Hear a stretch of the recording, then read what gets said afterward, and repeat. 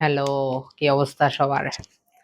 আমরা অনলাইন ক্লাসে প্রথম ক্লাসটা করেছি ফিজিক্সের আদর্শ গ্যাস ও গ্যাসের গতিতত্ত্ব চ্যাপ্টারটার উপর। আমাদের অলরেডি একটা লেকচার শেষ হয়ে গেছে। তো আমাদের ধারাবাহিকভাবে এই চ্যাপ্টারের বাকি ক্লাসগুলো পরপর একটার পর একটা করে আসতে থাকবে।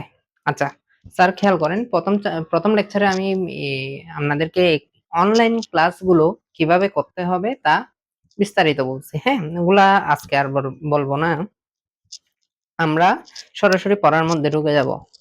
তো আদর্শ গ্যাস ও গ্যাসের গতিতত্ত্ব চ্যাপ্টারটা শুরু করার আগেই আমাকে যে তিনটা সূত্র সম্পর্কে ধারণা রাখতে হয় তার মধ্যে একটা হলো বয়েলের সূত্র, যেটা আমরা ফার্স্ট ক্লাস থেকেই পড়ে ফেলেছি। তারপর চার্লসের চার্লসের সূত্র এবং চাপীয় সূত্রগুলো পরপর করে আসবে। তো আমরা একটু যদি মনে করি যে বয়েলের সূত্র কি আর তাপগতীয় চলক কি কি বলেছিলাম, তাপগতীয় চলক অর্থাৎ চলক এই চ্যাপ্টারে চলক কয়টা? তিনটা। হ্যাঁ, একটা হচ্ছে চাপ, আরেকটা হচ্ছে আয়তন, আয়তনকে ভি দ্বারা প্রকাশ করা হয় অর্থাৎ ভলিউম থেকে, আরেকটা হচ্ছে কি টেম্পারেচার, পিভিটি চলক। তো বয়েলের সূত্রে কে স্থির থাকে? বয়েলের সূত্রে তাপমাত্রা স্থির থাকে অর্থাৎ তাপমাত্রা কি থাকবে? স্থির, অর্থাৎ তাপমাত্রা কোনো নড়াচড়া হবে না, তাপমাত্রা ফিক্সড। পূর্বের তাপমাত্রা যা পরের তাপমাত্রাও তা, তাপমাত্রার কোনো নড়চড় হবে না। যেটা নড়চড় হবে না, যেটার মান ফিক্সড, সেটাকে আমরা বলি কি? স্থির থাকা। তো বয়েলের সূত্রে কে স্থির থাকবে? তাপমাত্রা। তো বাকি যে দুইটা চলক আছে পি আর ভি, এর মধ্যে যে সম্পর্কটা সেটা বয়েল দিয়েছে, সেটা হচ্ছে আমাদের বয়েল বলছে যে চাপের মানটা আয়তনের কি হবে? ব্যস্তানুপাতিক হারে চেঞ্জ হবে। চাপের মানটা আয়তনের কি হবে? ব্যস্তানুপাতিক হবে। এখন আমরা জানি সমানুপাতিক চিহ্ন যদি তুলতে হয় তাহলে একটা সমান দিতে হয়, সাথে একটা কি ধ্রুবক আনতে হয়। হ্যাঁ, কি আনতে হবে? ধ্রুবক। আমি ধ্রুবকটা কে ধরে নিই, তাহলে এদিকে আছে 1/b, এই পাশের ভিটা এই পাশে চলে আসলে কি হবে? পি এর সাথে কি হবে? বি গুণ অবস্থায় হবে অর্থাৎ ধ্রুবক। কে যেখানে আমরা কে ধ্রুবক বলে বিবেচনা করতেছি। এখন এটা যে কোনো ধ্রুবক হইতে পারে। হ্যাঁ, তো আমরা সেটাকে ধ্রুবক, এমনিতে ধ্রুবক বলে বিবেচনা করতেছি। কোনো একটা জিনিস যদি এই আকারে থাকে অর্থাৎ এই ধরনের কোনো কিছু যদি দেখো, তাহলে এটাকে আমরা পরের লাইনে লিখতে পারি P1 V1 equal to P2 V2, অর্থাৎ এই 1 যেটা লিখলাম, 1 হচ্ছে পূর্বের অবস্থা এবং 2 হলো গিয়ে কি? পরের অবস্থা। পরের অবস্থা। তাইলে পূর্বের অবস্থা 1 আর 2 দ্বারা বোঝাচ্ছে কি? পরের অবস্থা। এগুলো যখন আমরা ম্যাথ করব একদম পরিষ্কার হয়ে যাবে জিনিসগুলা। এগুলো নিয়ে তোমার কি একদমই মাথা ব্যথা করার কোনো দরকার নেই। তো এটা হচ্ছে গত ক্লাসের পড়া ছিল আমাদের কি বয়েলের সূত্র কি বলেছে সেটা সম্পর্কে বিস্তারিত একটু বললাম। তো বয়েলের সূত্র, এই বয়েলের সূত্রে তাপমাত্রা স্থির থাকে এবং এই দিক দিয়ে এই জিনিসটা কিভাবেও লেখা হয় P1 V1 P2 V2। এখানে যে পিভি সমান কে, পিভি সমান যে কে বলতেছি, এটাকে এর একটা স্পেশাল পরিচয় আছে।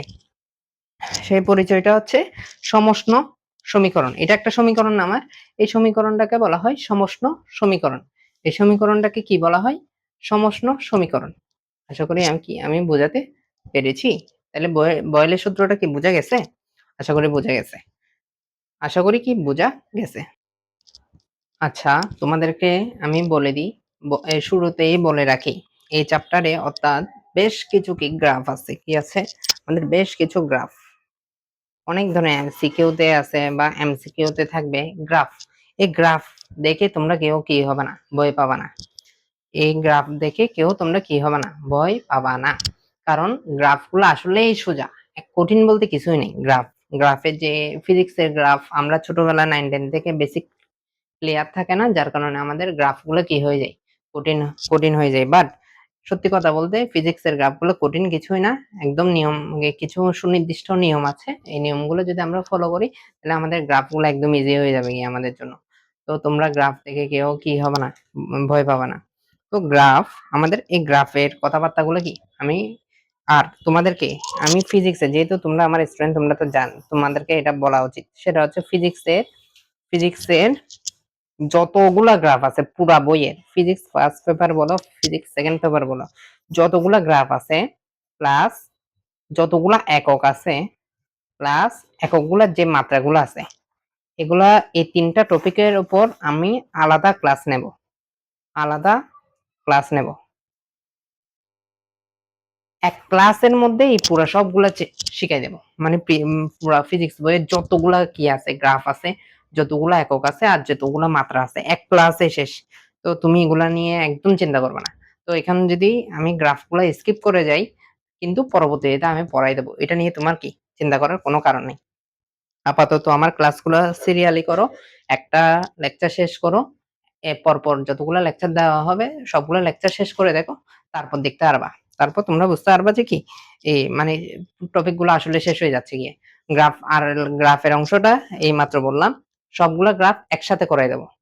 পুরা ফিজিক্সের যতগুলো গ্রাফ আছে, পুরা যতগুলো একক আছে, এই জায়গা থেকে ওই ক্লাস ওইটা কি স্পেশাল ক্লাস থাকবে, ওই ক্লাসের উপরে স্পেশাল ক্লাস, ওই ক্লাস থেকেই ৩ থেকে ৪ নাম্বার তুমি ৩ থেকে ৪ নাম্বার তুমি কমন পাবে এসএসসি বোর্ডে। এমসিকিউ তে আশা করি এমসিকিউ তে বেশি বেশি আসে এই জিনিসটা। আমি কি বুঝাইতে পারছি? তাইলে স্পেশাল ক্লাস থাকবে, এই ক্লাসে ৩ থেকে ৪, এই ক্লাসটার উপর বেস করে তুমি ৩ থেকে ৪ নাম্বার কমন পেয়ে যাবে। তো ওগুলো নিয়ে চিন্তা করবে না। তো আমরা আপাতত শুরু করছি কি বয়েলের সূত্র। বয়েলের সূত্রটা কি বোঝা গেছে নাকি বোঝা যায়নি? বোঝা গেছে? আশা করি বোঝা গেছে। এবার আসো বয়েলের সূত্রের পরে আমরা পড়বো চার্লসের সূত্র। কার সূত্র? বয়েলের সূত্রের পরে পড়বো আমরা চার্লসের সূত্র।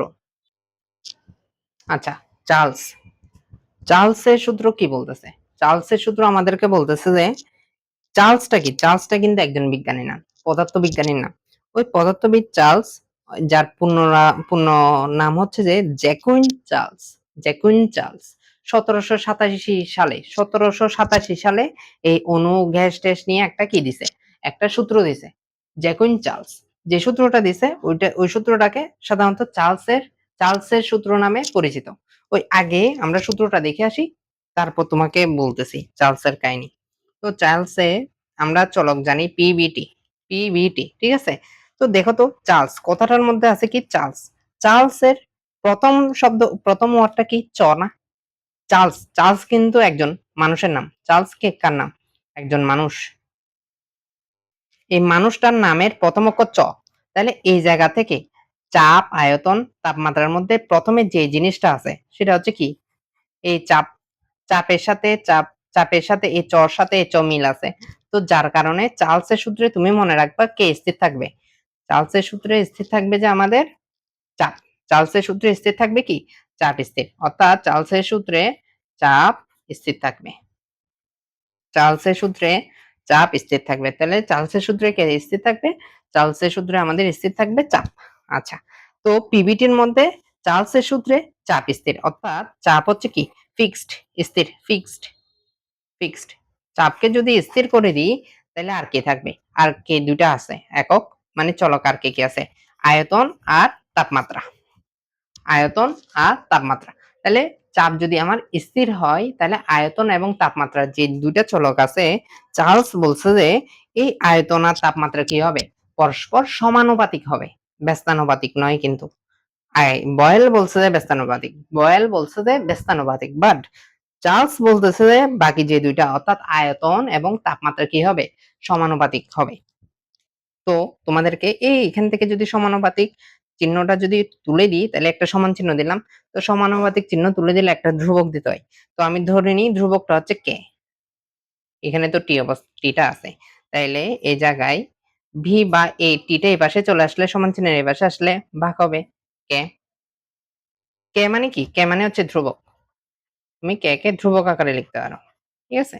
তাহলে এটা এই সেট আকারে দেখলা, অর্থাৎ ধ্রুবক আকারে তুমি যদি দেখো আগে আগের ইয়াটাতে দেখো এই জায়গায় এই কে আকারে যে লাইনটা দেখতে পাচ্তেছো বা যে সমীকরণটা দেখতে পাচ্তেছো, এই লাইনকে আমরা এটা লিখছি। অর্থাৎ এই পাশে যে জিনিসটা আছে সেম জিনিসই, পিবি সেম, বাট কি সমান চিহ্ন দিয়ে এটা চেঞ্জ হচ্ছে। 1 2 দ্বারা আমি কনভার্ট করতেছি। 1 দ্বারা বোঝাচ্ছে যে কি পূর্বের অবস্থা, 2 দ্বারা বোঝাচ্ছে কি পরের অবস্থা। ঠিক তেমনি এই জায়গায় এখানে ধ্রুবক অবস্থায় আছে, তাহলে এই জায়গায় আমরা v1/t1 সমান v2/t2 লিখতে পারি। দেখি বলেন লিখতে পারি কি পারি না? এখানে V1 দ্বারা বোঝাচ্ছে যে পূর্বের আয়তন বা স্থির অবস্থার আয়তন অথবা পূর্বের আয়তন। T1 দ্বারা হচ্ছে পূর্বের তাপমাত্রা। V2 দ্বারা বোঝানো হচ্ছে পরের, পরবর্তীত বা পরের, শেষের আয়তন। T2 দ্বারা বোঝাচ্ছে শেষের তাপমাত্রা। দেখি বলেন স্যার, আমি কি আপনাদেরকে এই জিনিসটা বুঝাইতে পারতেছি নাকি পারিনি? সত্যি করে বলেন যে আমি বুঝাইতে পারছি কি পারিনি? সামান্য এই জিনিসটা বলছি। তো এই জায়গায় কে বলছে? এই জিনিসগুলো বলছে চার্লসের সূত্র। এই জায়গায় চার্লস বলছে। এখন চার্লস তো এখানে তো আমি বোঝার জন্য সংক্ষেপে এই আকারে মানে আমার মনের ভাষা দিয়ে প্রকাশ করছি। বাট যখন চার্লস তার পরীক্ষালব্ধ ফলাফলগুলো যেখানে গবেষণাগার আছে, তুমি যেখানে মানে স্বীকৃতি দেয় মানে সূত্রগুলা, ওই জায়গায় যখন সে প্রকাশ করতেছে তখন তার মুখের ভাষা দিয়ে বললে হবে না। তখন সে কিভাবে বলছে কথাগুলা? তখন সে তার বাংলা ভাষায় অর্থাৎ চার্লসের মনের ভাষায় কথাগুলো বলছে। চার্লস যখন মনের ভাষায় তার কথাটা বলছে, কিভাবে বলছে সেটা আমি একটু পরে শোনাই আপনাদেরকে। চার্লস যেভাবে বলছে সেটা হচ্ছে স্থির চাপে, অর্থাৎ চাপ স্থির। স্থির চাপে নির্দিষ্ট ভরের কোন গ্যাস, অর্থাৎ গ্যাসের একটা ভর থাকবে, সেজন্য নির্দিষ্ট ভরের কোন গ্যাসের ওই গ্যাসটার যে আয়তনটা হবে ওইটার পরম তাপমাত্রা, অর্থাৎ পরম তাপমাত্রা বলতে কেলভিন তাপমাত্রাকে বোঝানো হচ্ছে। কেলভিন তাপমাত্রার সমানুপাতিক। এটা হচ্ছে কি চার্লস বলছে। এখন এটা একটা চার্লসের সূত্রকে এভাবেও লেখা যায়। তবে চার্লসের সূত্রটাকে আরেকভাবে বলা যায় কিন্তু। আরেকভাবে চার্লসের সূত্রটাকে বলা যায়। ওই সূত্রটা আমি একটু পরে শোনাই আপনাদেরকে। সেটা হচ্ছে চাপ স্থির। অর্থাৎ চার্লসের সূত্রে চাপ স্থির। তথা বলা হয়েছে স্থির চাপে কোনো নির্দিষ্ট ভরের গ্যাসের, অর্থাৎ গ্যাসটার নির্দিষ্ট ভর থাকবে। তাহলে স্থির চাপে কোনো নির্দিষ্ট ভরের গ্যাসের যে আয়তনটা হবে সেটা 0 ডিগ্রি সেলসিয়াস থেকে প্রতি ডিগ্রি সেলসিয়াস তাপমাত্রা বৃদ্ধি করো বা তাপমাত্রা হ্রাস করো। তাপমাত্রা বৃদ্ধি করো অথবা তাপমাত্রা হ্রাস করো।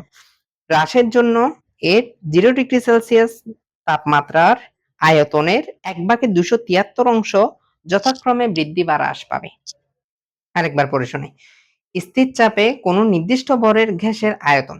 স্থির চাপে নির্দিষ্ট ভরের কোনো গ্যাসের আয়তন 0 ডিগ্রি সেলসিয়াস থেকে প্রতি ডিগ্রি সেলসিয়াস তাপমাত্রা বৃদ্ধি বা হ্রাস। অর্থাৎ 0 ডিগ্রি থেকে আমি চেঞ্জ করতেছি। হয় বাড়াচ্ছি না হয় কমাচ্ছি। যদি 1 ডিগ্রি বাড়াই তাহলে সেটা বৃদ্ধি, 1 ডিগ্রি কমাই তাহলে সেটা হ্রাস। অর্থাৎ 0 ডিগ্রি সেলসিয়াস থেকে প্রতি ডিগ্রি সেলসিয়াস তাপমাত্রা বৃদ্ধি বা হ্রাসের জন্য এর 0 ডিগ্রি সেলসিয়াস তাপমাত্রার যে আয়তনটা হবে সেটা 1/273 অংশ যথাক্রমে বৃদ্ধি পাবে অথবা হ্রাস পাবে। আমি যে মুখে এই বাংলা কথাগুলো বললাম, আমি এতক্ষণ মুখে যে বাংলা কথাগুলো বললাম, এটাকে যদি আমি একটু চেঞ্জ করে মানে গাণিতিক ভাষায় লিখতে চাই তাহলে কিভাবে লিখবো সেটা একটু দেখাই। এখানে লেখা আছে যদিও, তাও দেখো। এই ভি নট এটা দ্বারা বোঝাচ্ছে কি? ভি নট এটার নাম হচ্ছে ভি নট অথবা ভি জিরো, যেটা খুশি। 0 ডিগ্রি সেলসিয়াস তাপমাত্রায়, এটা হচ্ছে তাপমাত্রা। কোন তাপমাত্রা? 0 ডিগ্রি সেলসিয়াস। 0 ডিগ্রি সেলসিয়াস তাপমাত্রায় কোনো গ্যাসের যে আয়তন, কোনো গ্যাসের যে আয়তন সেটা হচ্ছে ভি নট দ্বারা প্রকাশ করতেছি। অর্থাৎ ভি নট মানে হচ্ছে 0 ডিগ্রি সেলসিয়াস তাপমাত্রায় আয়তন। আর এখন আমি তো জানি না কত ডিগ্রি বৃদ্ধি করতেছি বা কত ডিগ্রি হ্রাস করতেছি। আমার এখন ইচ্ছা হলো আমি ২ ডিগ্রি বাড়াই দিই তাপমাত্রা। বা আমার ইচ্ছা হলো আমি ২ ডিগ্রি কি তাপমাত্রা কমাই দিই। তো আমার ২ ডিগ্রি না, আমি চাইলে ১০ ডিগ্রি বাড়াই দিতে পারি বা ১০ ডিগ্রি কমাই দিতে পারি।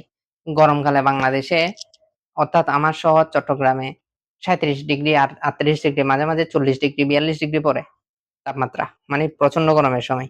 অন্যদিকে কানাডাতে যাই দেখেন ১১ ডিগ্রি, অনেক সময় মাইনাসে যায় কি তাপমাত্রা অ্যা পড়ে। -9, -8, তারপর আবার 1, 2, 3, 7, 8, 9 এই ডিগ্রি সেলসিয়াস তাপমাত্রাগুলা। আমেরিকায় তো বরফ পড়ে। অর্থাৎ তখন তাপমাত্রাগুলো কিসে আছে? মাইনাসে আছে আমার। তো এখন কত ডিগ্রি বাড়াচ্ছি নাকি কমাচ্ছি সেটা তো আমি জানি না। তো সেটাকে আমি ধরে নিই থিটা ডিগ্রি সেলসিয়াস। সেটাকে আমি ১০ ডিগ্রি বাড়াইতেও পারি আবার ১০ ডিগ্রি কমাই দেই। সেজন্য কত বাড়াচ্ছি জানি না। সেজন্য সেটাকে আমি থিটা ডিগ্রি ধরে নিচ্ছি। আচ্ছা, তাহলে এখানে একটু দেখেন ভি নট দ্বারা বোঝাচ্ছে যে 0 ডিগ্রি সেলসিয়াস তাপমাত্রায় কোন গ্যাসের আয়তন। আর ভি বড় হাতের ভি দ্বারা বোঝাচ্ছে থিটা ডিগ্রি, যেটা আমি বলব। মানে যেটা 30 ডিগ্রি হইতে পারে, 32 ডিগ্রি হইতে পারে, 100 ডিগ্রি হইতে পারে, সেটা হচ্ছে থিটা। কত তো নির্দিষ্ট না, সেজন্য থিটা দিয়ে প্রকাশ করতেছি। থিটা ডিগ্রি সেলসিয়াস তাপমাত্রায় কোন গ্যাসের আয়তন, সেটাকে ভি দ্বারা প্রকাশ করতেছে। আর ভি নট দ্বারা বোঝাচ্ছে কি, কোন গ্যাসের তাপমাত্রা 0 ডিগ্রি সেলসিয়াস 0 ডিগ্রি সেলসিয়াসে তাপমাত্রা আয়তন কত, 0 ডিগ্রি সেলসিয়াসে তাপমাত্রায় কোন গ্যাসের আয়তন। তাইলে এই সূত্রটাকে যদি আমি লিখতে চাই, আমি যদি এই সূত্রটাকে লিখি, তাইলে কি হবে, এই ভি এর মানটা অর্থাৎ 0 ডিগ্রি সেলসিয়াসের ভি এর মানটা যদি আমি বের করতে চাই, তখন কি হবে, ভি এর মানটা হবে ভি নট মানে 0 ডিগ্রি সেলসিয়াসের আয়তন যোগ ভি নট এটা বাই 273। অনেকে বুঝছি, অনেকে বুঝিনি। ঠিক আছে? অনেকে এই সূত্রটা বুঝছি, আবার অনেকে এই সূত্রটা বুঝিনি। আচ্ছা, দেখি না বোঝার এখানে কোনো কিছু নাই। মানে সূত্র যেটা বলছে, মানে চাপীয় সূত্রে চার্লস যেটা বলছে সেটা হচ্ছে স্থির চাপে কোনো নির্দিষ্ট ভরের গ্যাসের আয়তন যদি আমি 0 ডিগ্রি সেলসিয়াস থেকে এই 0 ডিগ্রি সেলসিয়াসে যে আয়তন সেটা, এবং আমি যদি 3 ডিগ্রি সেলসিয়াস বৃদ্ধি করি, তাহলে 3 ডিগ্রি সেলসিয়াসে ভি নট এর কত ডিগ্রি বৃদ্ধি করছি আমি, 1/273। একটু করে বোঝাই দিই। দেখেন, এই ভি নট এই লাইনটাকে এভাবে লেখা যায়, ভি নট এর 1/273। এটা হচ্ছে 1 ডিগ্রির জন্য, মানে ভি নট যোগ ভি নট এর 1/273। মানে চার্লস বলছে কোন স্থির চাপে নির্দিষ্ট ভরের গ্যাসের যে তাপমাত্রা, সরি, স্থির চাপে কোন নির্দিষ্ট ভরের গ্যাসের যে আয়তন সেটা 0 ডিগ্রি সেলসিয়াসের যে আয়তনটা হবে, সেটা 3 ডিগ্রি সেলসিয়াসে কি রূপে পরিবর্তিত হবে, কি রূপে বৃদ্ধি বা হ্রাস পাবে, সেটা হচ্ছে এ রূপে। ভি নট এর অর্থাৎ আগের 0 ডিগ্রি সেলসিয়াসের ভি নট এর যে আয়তন, ওই আয়তনের 1/273। এটা তো 0 ডিগ্রির জন্য, বাট আপনাকে কোন ডিগ্রির জন্য বের করতেছেন, এটা থিটা ডিগ্রির জন্য না ভি থিটা যদি লিখি, তাহলে থিটা ডিগ্রির জন্য, তাহলে 1 ডিগ্রির জন্য এত, তাহলে থিটা ডিগ্রির জন্য গুণ থিটা। আশা করি এবার বুঝতে পারছেন, একদম ক্লিয়ার হওয়ার কথা। তাহলে আপনি আমাকে বলেন, কালকের ক্লাস এবং আজকের এতটুক পর্যন্ত পড়ালেখায় আমি জাস্ট এক পেজ পড়েছি, আমার শীটের 1 নাম্বার পেজটা পড়েছি, 1 নাম্বার পেজে কোথাও কোনো অসুবিধা আছে, বুঝেন নাই ওইরকম, মানে 1 নাম্বার পেজ আমি এখনো কিচ্ছু পড়ে নাই, এতক্ষণে মাত্র আমার শীটের বা আমার বইয়ের 1 নাম্বার পেজটার আঁকাটু গোড়া আপনাদেরকে বুঝাইছি। আপনি বলেন বুঝতে পারছেন কি পারেন নাই, এতটুকু বুঝতে পারছেন কি পারেননি, একটু যদি, আশা করি বুঝার কথা, না বুঝার কোনো কিছুই দেখি না। আমি খুব ভেঙে ভেঙে খুব আস্তে আস্তে করে পড়াচ্ছি। যেহেতু এগুলো অনলাইন ক্লাস, আমি মনে করতেছি যে আপনি তো আমাকে তো সামনাসামনি দেখতেছেন না, বাট আমি এমন ভাবে পড়াগুলো আপনার সামনে তুলে ধরবো যেন একজন আন্ধায়ার বাপ কানাইয়াও যাতে বুঝে। ঠিক আছে? একজন আন্ধায়ার বাবে কানাইয়াও যাতে কি পড়াগুলো বুঝে, মানে না বুঝার মতো ওইভাবে বলবো না কথাগুলা। অনেক সময় দেখা যাইতে পারে ফিজিক্যালি আমি অনেক সময় ফাস্ট পড়াই, অনেক সময় স্লো পড়াই, বাট এখানে ফাস্ট পড়াবো না, এখানে আমি স্লোলি পড়াবো, যাতে আমার কোনো পড়া যাতে বুঝতে কি না হয়, অসুবিধা না হয়। আমি এখানে কোনো টপিকই ফাস্ট পড়াবো না, আমি স্লোই পড়াবো। ঠিক আছে? আশা করি একদূর ক্লিয়ার। এক পেজ না বোঝার মতো কিছু নেই, এই প্রথম পেজটা আশা করি সবাই বুঝছেন, সবাই যারা যারা ভিডিওটা দেখতেছেন সবাই বুঝছেন আশা করি। আচ্ছা, আপনাদেরকে যে শুরুতেই বলছি ৩টা সূত্র, বয়েলের সূত্র, চার্লসের সূত্র এবং চাপীয় সূত্র। আমরা ইতিমধ্যে বয়েলের সূত্র এবং চার্লসের সূত্রটা খুব ভালোভাবে পড়ে ফেলছি, এবং বাকি আছে কি চাপীয় সূত্রটা। আচ্ছা, তো বয়েলের সূত্র, চার্লসের সূত্র, হ্যাঁ? আরেকটা হচ্ছে কি চাপীয় সূত্র। তো বয়েল এবং চার্লস যদি তুমি বুঝে থাকো, এরপর থেকে আমি যতগুলো সূত্রই বলবো তুমি সবগুলোই বুঝবা। হ্যাঁ, এমন না যে তুমি বুঝবা না, সবগুলোই বুঝবা। কেমনে? একটু দেখেন। তো পিবিটি অর্থাৎ এই বয়েল এবং চার্লসের সূত্রের মধ্যে দেখো, বয়েলের সূত্রে তাপমাত্রা স্থির ছিল, চার্লসের চাপ থেকে প, তাহলে এই চাপটা স্থির ছিল, তাহলে কে স্থির থাকে নাই, তিনটার মধ্যে একজনের একটা স্থির থাকে নাই। আমার চাপ স্থির ছিল, তাপমাত্রা স্থির ছিল, তো স্থির থাকে নাকি আয়তন, তাহলে এই সূত্রটাতে অর্থাৎ চাপীয় সূত্রটাতে কে স্থির থাকবে, অর্থাৎ আয়তন স্থির থাকবে। আয়তন স্থির থাকলে আর কে কে আছে, পি আর টি, আর যে দুইজন আছে তাদের সমানুপাতিক হবে। তাহলে তাদের যদি সমানুপাতিক হয়, তাহলে আমি যদি সমানুপাতিক চিহ্নটা যদি তুলি, তাহলে সমান একটা ধ্রুবক দিতে হয়, আমি ধ্রুবকটাকে কে ধরলাম, ইনটু টি, তাহলে p by t is equal to কি, কে। আবার এই আকার আসছে, ধ্রুবকের এই আকার আসছে, এটা গুণ আকারে থাকুক বা ভাগ আকারে থাকুক সেটা কোনো বিষয় না। এটা এই আকারে আসছে। এই আকারে আসলে সেটাকে আমরা এটা লিখতে পারি P1 T1 সমান P2 T2। তার মানে এটার অর্থ হচ্ছে এটার অর্থ হচ্ছে যে প্রথমে চাপ অর্থাৎ প্রাথমিক অবস্থায় চাপ, প্রাথমিক অবস্থায় তাপমাত্রা, পরবর্তীতে অর্থাৎ শেষে চাপ, শেষে তাপমাত্রা শেষ। এখন আমাকে যেকোনো একটা বের করতে ৩ টার ডাটা দিয়ে দেবে, একটা বের করতে বলবে। এই ইকুয়েশন থেকে বের করব যেগুলো আমরা ম্যাথ যখন করব তখন দেখব। এই একটা গেল। তো এটা অনেক সময় গন্ডগোল লাগে। একটা হচ্ছে চাপীয় আরেকটা হচ্ছে চার্লস। তোমরা যাতে গন্ডগোল না লাগে সেইজন্য মাথায় রাখবা চার্লস একজন মানুষের নাম। বাট চাপ কিন্তু মানুষ না। চাপ হচ্ছে চাপ। চাপের সাথে চ মিলাবে না। চার্লসের অর্থাৎ মানুষের সাথে কি চটাকে মিলাবা। তাইলে তোমার কি মানে মাথায় রাখতে কি ইজিলি মাথায় থাকবে। অর্থাৎ তোমরা কি করবা না, ভুল করবা না। এই একটা জিনিস। তো চাপীয় সূত্র। চার্লসের সাথে চাপীয় সূত্র একদম হুবহু একই। চার্লসের সাথে চাপীয় সূত্র একই। চার্লস পারলে তুমি চাপেও পারো। তাহলে এই চার্লস এবং চার্লসের সূত্রটা বুঝাইছি। তো চার্লসের সূত্রে একটা জিনিস মিল আছে। সেটা হচ্ছে P সমান P নট যোগ P নট এর 1/273 ইনটু থিটা। মানে চাপ চাপীয় সূত্রটাতে এই চাপীয় সূত্রটা আবিষ্কার করছে আমাদের রেনো। এটাকে রেনোর চাপীয় সূত্র বলা হয়। কার? রেনোর চাপীয় সূত্র। আচ্ছা, চাপীয় সূত্রটা অ্যাকচুয়ালি কি বলছে? ওইটা আমরা আয়তন দিয়ে শিখছি। এখন এটা শিখবো কি চাপ দিয়ে। একই জিনিস। পি নট মানে হচ্ছে যে পি নট মানে হচ্ছে স্থির চাপে। অর্থাৎ 0°C চাপ কত? 0°C 0°C তাপমাত্রায় চাপ। আর পি থিটা বা পি যেটা আমরা বলতেছি সেটা হচ্ছে যে এটা থিটা ডিগ্রি সেলসিয়াসে কত? থিটা ডিগ্রি সেলসিয়াসে চাপ কত? থিটা ডিগ্রি সেলসিয়াসে কি কত? চাপ কত? মানে এটা হচ্ছে যে পি নট মানে আগেরটার মতো। এখানে খেয়াল করো। এখানে যেটা আয়তনে বলছিলাম একটু আগে ভি নট যোগ ভি নট এর 1/273 গুণ থিটা, ঠিক তেমনি কত ডিগ্রির হ্রাস বা বৃদ্ধি হচ্ছে সেটা আমরা এই জায়গা থেকে বলতে পারি। অর্থাৎ চাপের সূত্রটাতে বলতে পারি। তো চাপীয় সূত্রে রেনো একের এটা আবিষ্কার করছে রেনো।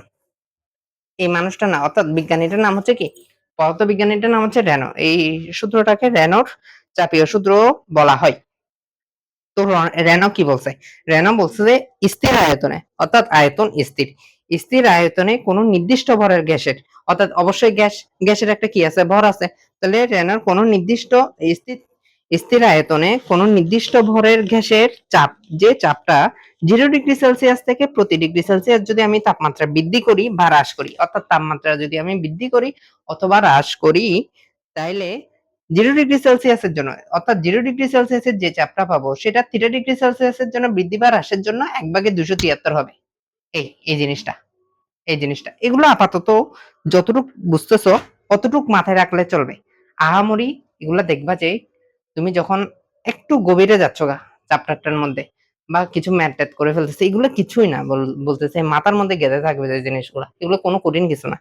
তো আমি আমি আপনাদেরকে এই চাপীয় সূত্র এটা পড়াইলাম এতক্ষণ ধরে। দেখি বুঝা গেছে কিনা। এই চাপীয় সূত্র আরকি। এটা এতদূর পর্যন্ত। এতদূর পর্যন্ত। দেখেন একটু। দেখেন কোন সমস্যা আছে কিনা দেখেন। কোন সমস্যা আছে কিনা একটু দেখেন।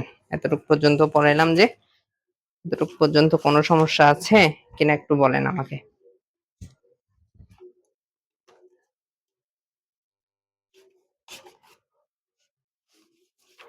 আচ্ছা, তো এবার আসেন আমরা একটু এদিকে আসি। এদিকে আসি। চাপীয় সূত্র। তাহলে আমরা ৩ টা সূত্র শিখছি। আমরা কয়টা সূত্র শিখছি? ৩ টা সূত্র শিখছি। একটা হচ্ছে বয়েলের সূত্র, আরেকটা হচ্ছে কি চার্লসের সূত্র, আরেকটা হচ্ছে কি চাপীয় সূত্র অর্থাৎ রেনল্ড চাপীয় সূত্রটা। তো তিনোটা মোটামুটি কেউ না কেউ স্থির ছিল এই তিনোটাতে। অর্থাৎ চলক ভেরিয়েবল মানে চলক তাপমাত্রা, চাপ এবং আয়তনের মধ্যে কেউ না কেউ স্থির ছিল। এখন বয়েলের সূত্র কি ছিল? দেখি বলি। বয়েলের সূত্রে ছিল বয়েল বলছে যে তাপমাত্রা স্থির থাকলে যে চাপটা হবে সেটা হচ্ছে কি ব্যস্তানুপাতিক। এটা কে বলছে? বয়েল বলছে। তারপর চাপীয় সূত্রে চাপ স্থির। তাহলে পি যদি স্থির হয় চার্লসের সূত্রে, তাহলে কে কে আয়তন আর তাপমাত্রা কি হবে? সমানুপাতিক হবে। আরেকটা চাপীয় সূত্র মাত্র শিখলাম। আয়তন স্থির হলে চাপ হবে তাপমাত্রা সমানুপাতিক। তাপমাত্রা কি সমানুপাতিক? এটা বলছিল আমাদেরকে বয়েল, এটা বলছে চার্লস, আর এই জিনিসটা বলছে চাপীয় সূত্র, অর্থাৎ রেনল্ডস চাপীয় সূত্র থেকে আমরা এই জিনিসটা পাই। এতটুক এতটুক তো ক্লিয়ার সবার? এতটুকু কি সবার ক্লিয়ার না? আচ্ছা। তো কেউ না কেউ স্থির। যেমন বয়েলের সূত্রে এখানে তাপমাত্রা স্থির বলে, এখানে তাপমাত্রার কোনো ইকুয়েশন নেই।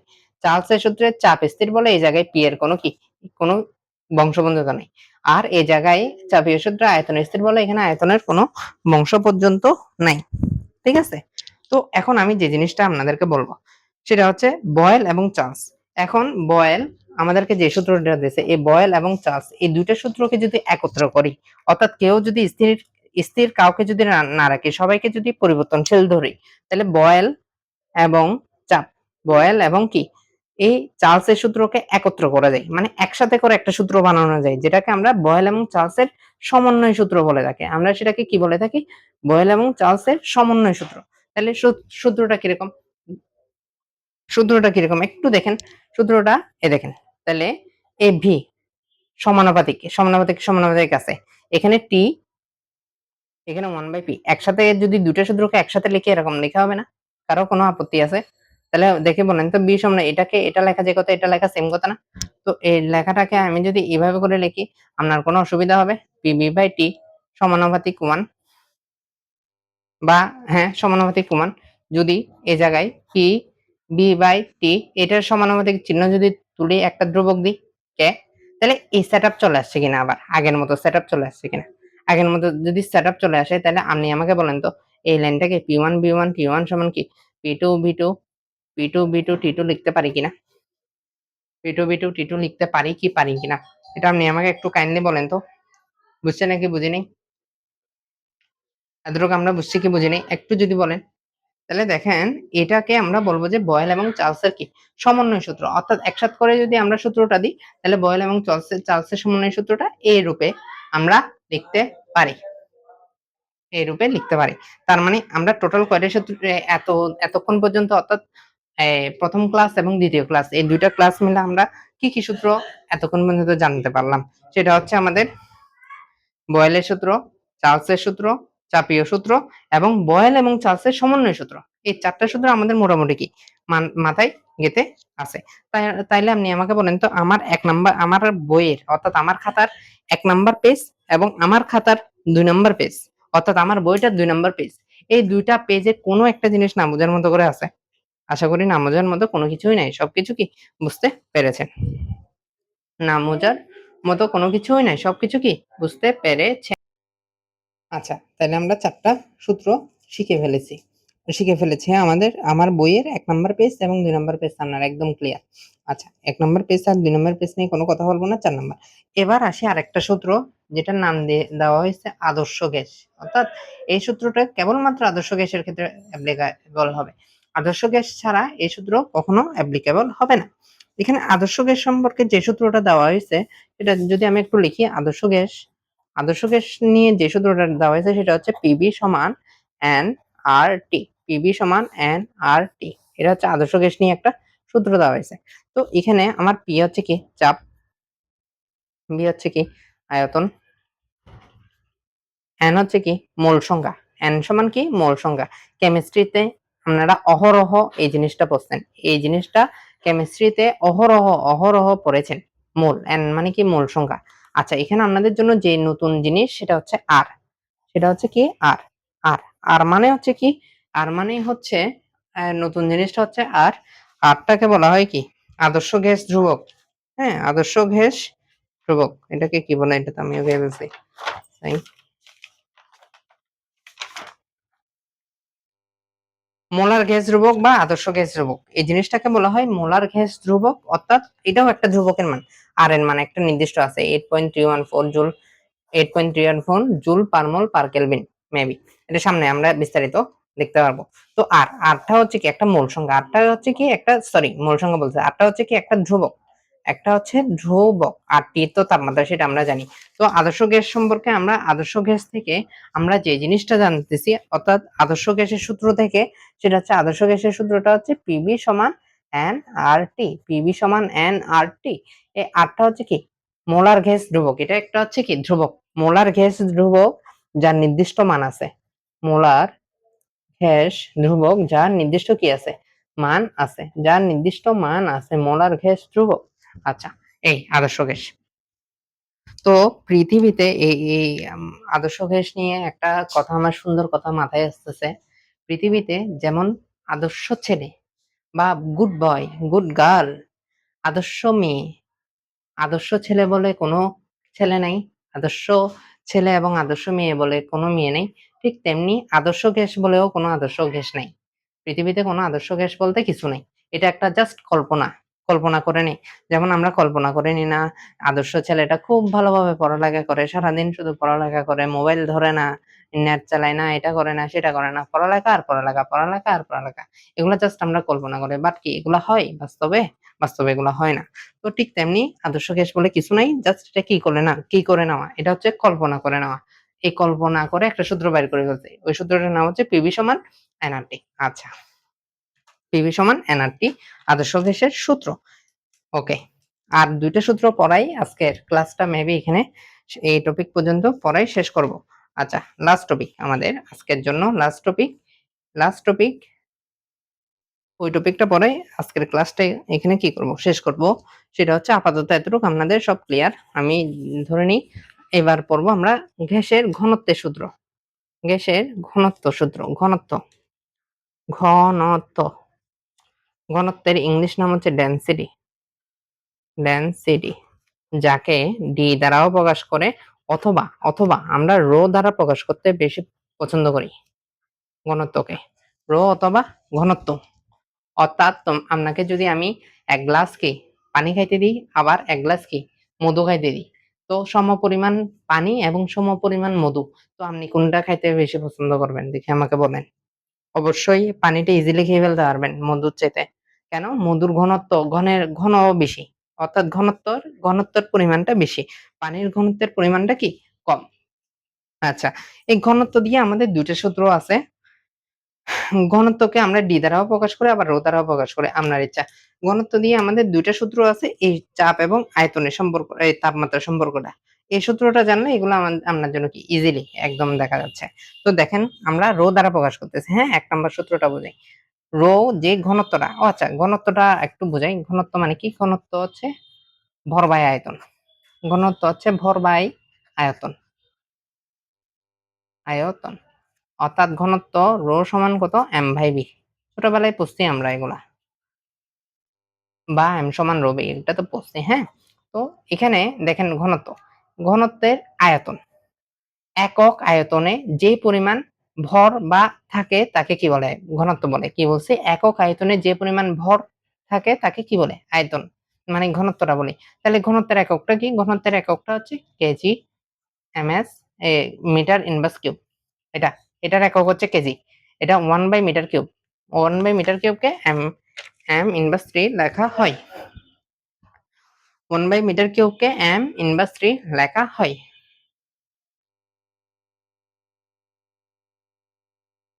আচ্ছা, এটা হচ্ছে ঘনত্বের পরিচয়। এতটুকু যাব না আমরা, এদিকের দিকে যাব না, আমরা সূত্রে দেখি। তাহলে ঘনত্বের সাথে যে তাপমাত্রার সম্পর্কটা সেটা হচ্ছে ব্যস্তানুপাতিক সম্পর্ক, হ্যাঁ? ঘনত্বের সাথে তাপমাত্রার সম্পর্কটা হচ্ছে ব্যস্তানুপাতিক। তাহলে এই জায়গা থেকে আমরা এটা লিখতে পারি কিনা দেখেন তো, রো গুণ টি সমান কত? ধ্রুবক, এটা লিখতে পারি? মানে এটা এই জায়গায়, এটা এই জায়গায় গুণ করে দিছে আরকি। তো এই জিনিসটা যদি লিখতে পারি তাহলে এটাকে আমরা রো 1 T1 সমান কি? রো 2 T2 এই জিনিসটা লিখতে পারি? নাকি পারি না? এই জিনিসটা লিখতে পারি কিনা? পারি কি পারি না? এটা একটু বলবেন। আচ্ছা, ১ নাম্বার। আর ২ নাম্বার আরেকটা হচ্ছে যে তাপমাত্রার সম্পর্ক, আরেকটা হচ্ছে রো এর সাথে চাপের সম্পর্ক হচ্ছে সমানুপাতিক। এটা হচ্ছে ব্যস্তানুপাতিক। ঘনত্বের সাথে তাপমাত্রার সম্পর্কটা ব্যস্তানুপাতিক, ঘনত্বের সাথে চাপের সম্পর্কটা সমানুপাতিক। তাহলে এই জায়গা থেকে কি এটা লেখা যায় কিনা দেখেন তো?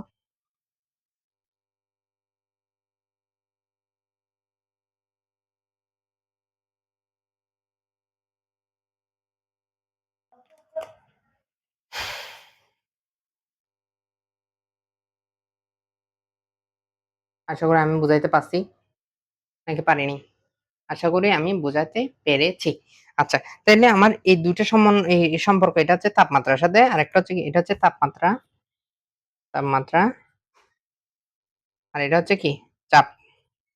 এখন ঘনত্বের সাথে তাপমাত্রা আর চাপকে যদি সমন্বয় করে দিই, তাপমাত্রা ও চাপকে যদি সমন্বয় করে দিই, একসাথে করে দিই, সমন্বয় করে দিই, তাহলে সমন্বয় করে দিলে কি এই জিনিসটা লেখা যায় না? রো সমানুপাতিক 1/T বা রো সমানুপাতিক পি। এটাকে যদি সমন্বয় করে দিই তাহলে দেখেন তো।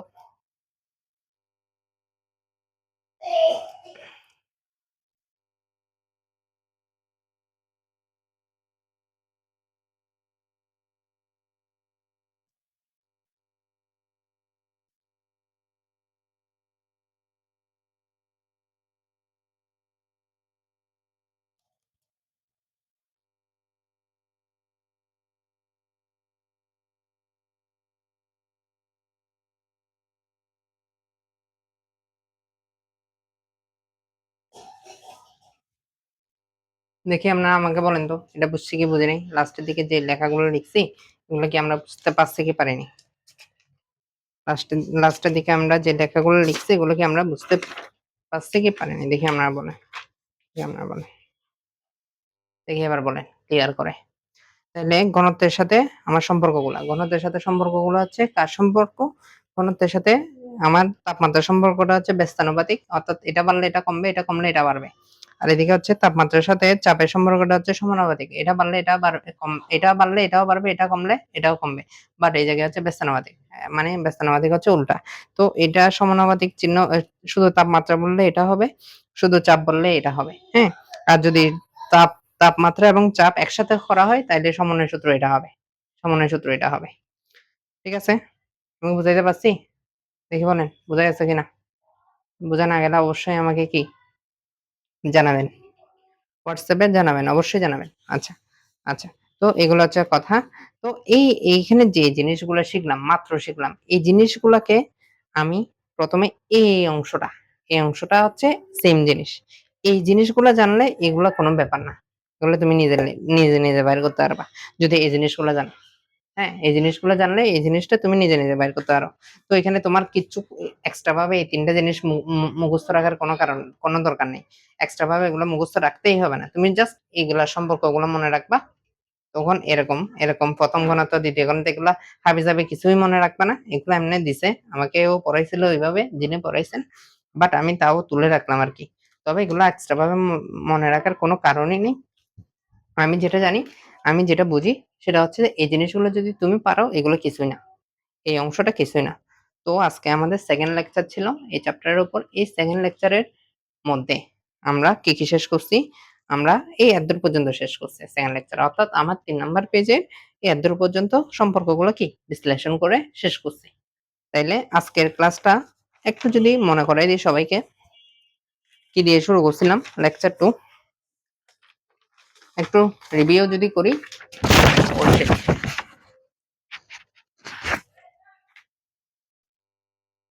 হ্যাঁ, আজকের ক্লাসটা শুরু করছিলাম এই টপিকটা দিয়ে। অর্থাৎ লেকচার 2 আবার বয়েলের সূত্রগুলো একটু রিভিশন করলাম।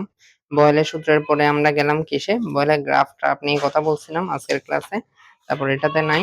তারপর হচ্ছে চার্লসের সূত্র পড়াইছি। চার্লসের সূত্রের পরে আমরা চাপীয় সূত্র পড়ছি। চার্লসের সূত্রের পরে আমরা চাপীয় সূত্র পড়ছি। চাপীয় সূত্রের পরে আমরা এই ঘনত্বের বিষয়গুলা প্রত্যেকটা জিনিস, each and every জিনিস আমরা বুঝছি। মানে পড়ছি আজকের ক্লাসে এই। তো এখন আমি আপনাদেরকে আর কিছু কথা বলে আজকের ক্লাসটা এখানে কি শেষ করব। সেটা হচ্ছে যে এই চ্যাপ্টার গুলো আমি অনলাইনে যেভাবে পড়াই না কেন আপনাদের কাজ কি? স্যারে কি বলতেছে সেগুলো একটু ভালোভাবে খেয়াল করা। আমি সুন্দর করে চ্যাপ্টার গুলো গুছাই দেব। যে ইকুয়েশন গুলা যখন যেভাবে বলবো সবগুলো একটু পড়ে নেবেন। ইকুয়েশন গুলা মাথায় রাখবেন যখন আমরা ম্যাথ করব এগুলো একদম কি ক্লিয়ার হয়ে যাবে গিয়ে। একদম ফকাফক পরিষ্কার হয়ে যাবে গিয়ে। ঠিক আছে? এগুলো নিয়ে একদম মাথা ঘামাবেন না। আর হচ্ছে রেগুলার পড়ালেখা করেন। আর কি এই যে টপিক গুলা পড়াইছি এগুলো আশা করি সবাই কি আপনারা বুঝতে পারছেন। অনলাইন ক্লাসের আরেকটা অসুবিধা হচ্ছে যে আমি তো বুঝাই যাচ্ছি গা। প্রত্যেকটা টপিক ধরে আমি বুঝাই যাবো গিয়ে সামনেও। বাট আমি এটা নিজ নিজের চোখে দেখতেছি না যে আপনি কি সত্যি বুঝছেন কি বুঝতেছেন না। আপনি যদি কোথাও কোনো টপিক যদি বুঝতে অসুবিধা হয়ে থাকে, "স্যার আমি এই জিনিসটা বুঝি নাই, আমাকে যদি আরেকবার বলেন।" তাহলে আমি খুব আপনাদের প্রতি গ্রেটফুল থাকবো। মানে না বুঝলে আমাকে সাথে, সাথে কি কোন একটা টপিকে যদি আটকায় যান, বুঝতে অসুবিধা হচ্ছে আমাকে কি সাথে, সাথে কি WhatsApp এ জানাবেন যে, "স্যার আমি জিনিসটা কি, এই জিনিসটা স্যার বুঝিনি। আমাকে একটু বুঝাই দেন আরেকবার।" তো আমি আলাদাভাবে বুঝাই দেব। তো এগুলো নিয়ে একটু খুঁতখুঁতে থেকে যায় আরকি মনের মধ্যে। যে আপনি বুঝতেছেন কি না, নাকি বুঝতেছেন না এটা আমি সিউরলি ক্লিয়ারলি আমি চোখে দেখতেছি না। এটা হচ্ছে সমস্যা। তো নাইলে আর এমনিতে অসুবিধা নেই। তো আপাতত এতটুক পর্যন্ত অর্থাৎ লেকচার 2 পর্যন্ত আপনাদের কি আশা করি বুঝতে পারছেন। আমি এখানে শেষ করতেছি। আমি আশা রাখবো প্রত্যেকটা ক্লাস ধারাবাহিকভাবে কি করবেন আপনারা। ওকে, থ্যাংক ইউ।